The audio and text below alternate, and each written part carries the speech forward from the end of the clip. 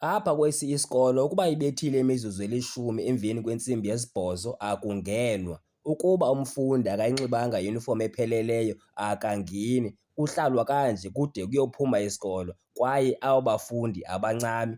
Abakhona ke abanye abathi badibane nabalingane babo abasele bengaphakathi xa benganxibanga yunifomu bayotshintshiselana ngeyunifomu ebhegi, omnye anike omnye isheti okanye omnye anike omnye ijezi. Ihempe inye, isilamba sinye, abafundi balithontho. Wonke umntu ongena egeyithini unxibe full uniform.